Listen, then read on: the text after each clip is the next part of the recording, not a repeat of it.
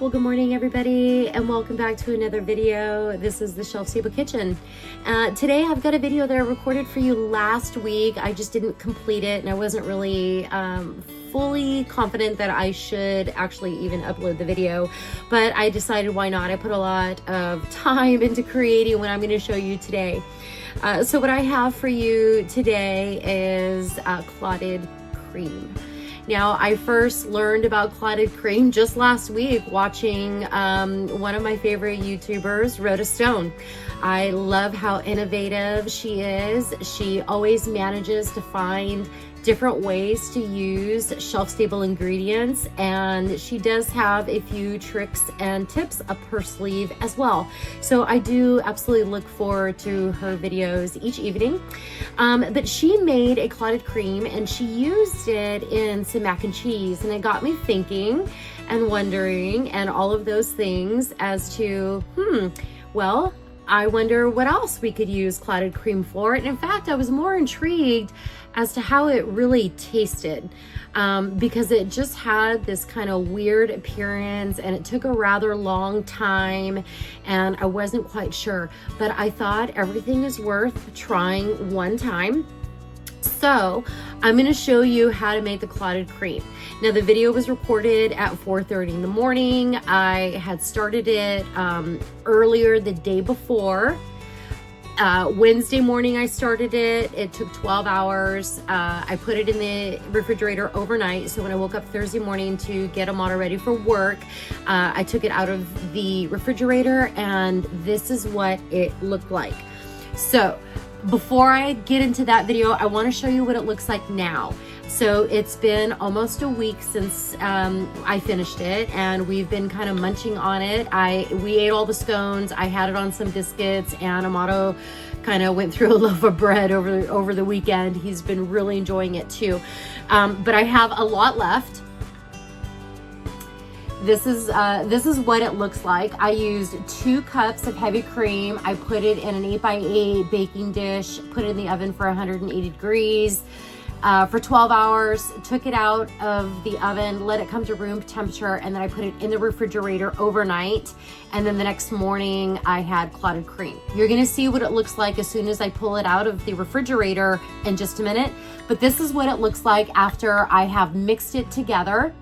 I did add a little bit of the sweet cream that results in the process of making your clotted cream. So what's going to happen is when you put this in the oven, the top layer of your cream is going to skim over and kind of form a crust. It's going to thicken just underneath that, and then you're going to be left with cream at the very bottom. That cream that collects at the bottom is going to be your sweet cream, and you're going to use that sweet cream in bread, scones, cinnamon rolls, mac and cheese.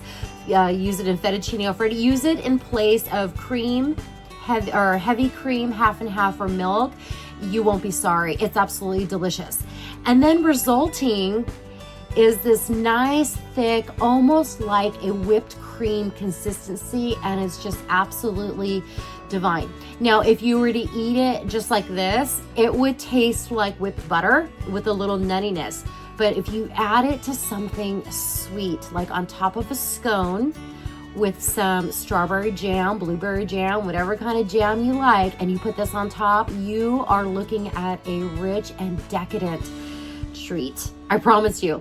It's worth it. I'm sure you can buy it on Amazon, but what is the fun in that? Make your own clotted cream. It just takes a day. Now, I know, oh God, 24 hours, it takes so much time. It's really hands-off.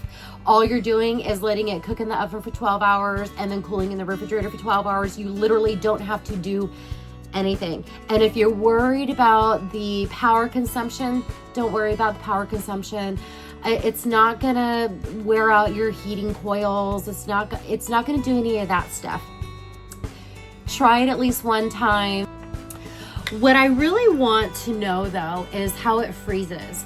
So I'm gonna take a little bit of my clotted cream and I'm gonna add some to this little 8-ounce jelly jar and pop it in the freezer, only to take it out in a couple of days and thaw it out and see what the consistency looks like. Because if I'm gonna spend this much time to make it and we don't finish it, I wanna know that I can put it in the freezer and it's gonna taste just as good when I take it out. So I'm gonna go ahead and do that, and then we will continue with the video on how to make the clotted cream. I also made some scones and I made some strawberry jam, but I'm not gonna show you that. Just maybe the baking, what the scones looked like before I baked it.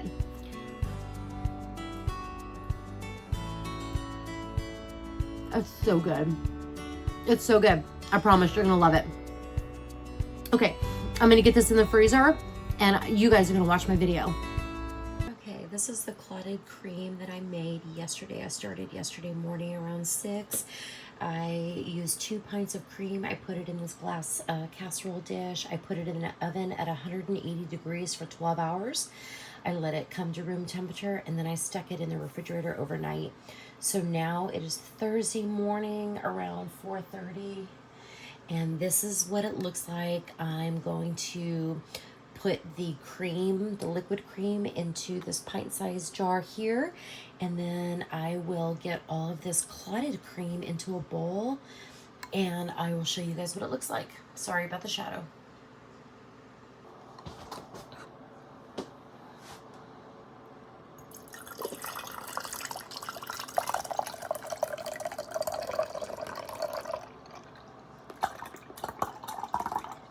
I got just about a pint, just under a pint of this buttercream left over. Now, traditionally, you would use this leftover cream to make your scones, so that's what I'm going to do this morning.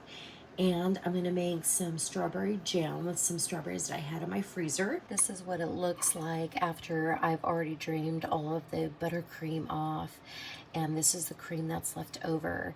Now, from all the videos that I've watched, you can serve it on your scone with your strawberry jam just like this, or you can whip it up and make it nice and fluffy and add it to your scone after you do that. So that's what I'm gonna do. I'm just gonna transfer it into a smaller dish. Really sorry about the light, but this is what the clotted cream looks like. It does have a little bit of a crispy top, but I think once you blend this all in, it'll be nice and creamy. But this is what it looks like. You can use it just like this, or you can take it a step further and you can whip it up, and that's what I'm gonna do. All right, I am also making some scones. So I just topped my scone with some of the cream that came from the clotted cream, and I sprinkled a little bit of lavender sugar on top. My oven is preheating to 425, and oh, there it goes into the oven for 12 to 14 minutes until they're golden brown. And this is what the clotted cream with the jelly and my scone looks like. What I ended up doing is I made my strawberry more into like a spread than a jam, so it's a lot thicker. And then I mixed the clotted cream with a little bit of the cream that was left over after it baked to make it nice and creamy and spreadable. Otherwise, you're just gonna end up with like a lot of clumps of what looks like butter that needs to be formed. I'll show you. This is what the clotted cream looks like after I drained off the cream and the top part that kind of became one. I just put in here, and then I took out what I was going to use and I put it in this little container, and then I started with about a teaspoon of liquid and stirred that into the cheese or the cream to get the consistency that I wanted, which resulted in it being nice and creamy like this. Now, in my opinion, I think it's fabulous. I think this is so good. It's delicious. I absolutely love it. This tastes like if you were to make homemade whipped cream and then put it in the freezer with a little bit of nuttiness to it. It's really good. You could, I guess, use it in the form of butter for other things. You can experiment with that. I may just do that and kind of work with it and see. But I think it was traditionally made to put on your scone or your biscuit, and apparently you're supposed to put a layer of the jam and then your cream on top, and it's just heavenly. This is a process. It is not a hands-on process. It is not a labor-intensive process. All you do is take 2 pints of heavy cream, put it in a glass container. I used an 8x8 baking container. Set it on 180 degrees in your oven for 12 hours. Do it before you go to bed. The next morning, I put it on the counter. I let it rest till it came to room temperature, and then I put it in the refrigerator covered until the next morning. It really wasn't that hard. Then I drained off the milk into a mason jar, and this is what I was left over with. It's not that hard. It's time consuming. It's not labor intensive, and it's not hard at all. I think everybody should do it at least one time.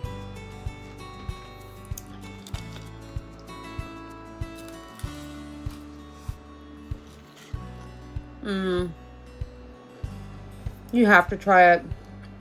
This is so good. Thanks for watching my video, everybody. Have a nice weekend, and I'll see you in the next one. Bye.